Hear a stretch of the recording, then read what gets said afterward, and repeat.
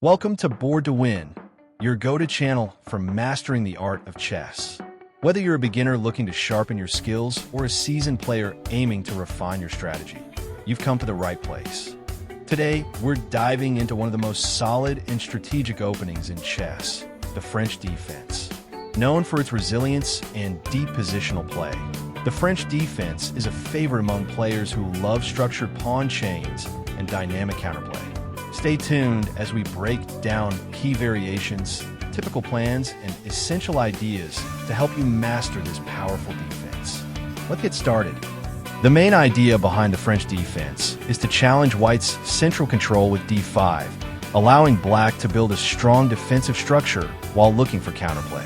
This often leads to the famous pawn chain formation, where White typically has pawns on d4 and e5, while Black counterattacks the base of his chain with moves like c5 and f6.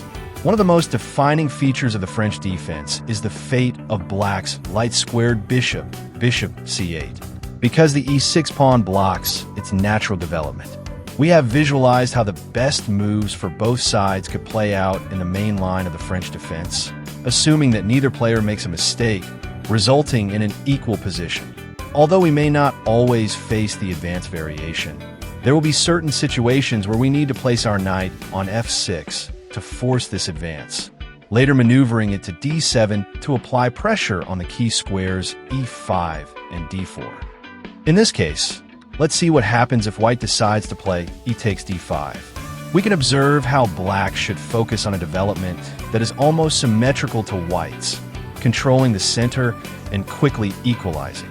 In the case that they decide to play the gambit with bishop d3, we must be prepared to capture on d4 and make the move bishop d7 to threaten the capture on d4. This is because if we capture directly, there will be a discovered check with the bishop on b5, which will result in the loss of our queen.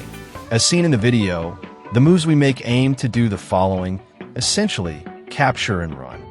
When we come back, we will have less development but a pawn advantage. The plan will be to simplify to reach a winning endgame.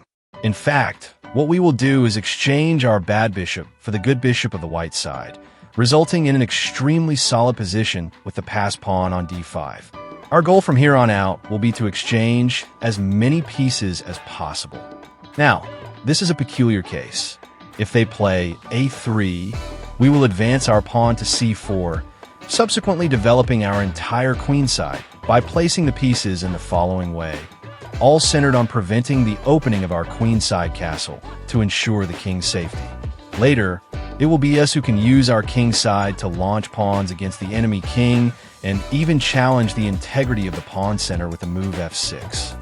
As a final piece of advice, I leave you one of the many sublines that, although considered inferior due to the concession of a small positional advantage, is extremely dangerous and poisoned against opponents who are unaware of the position, followed by moves such as bishop b7, rook to d8, and other necessary moves with the purpose of controlling the center and positioning the pieces for a possible attack on the white king, even through the g-file, which is open for the black rooks. Thank you so much for watching the video. If you liked it, consider giving it a like and subscribing so I can keep producing these little tips. See you on the board.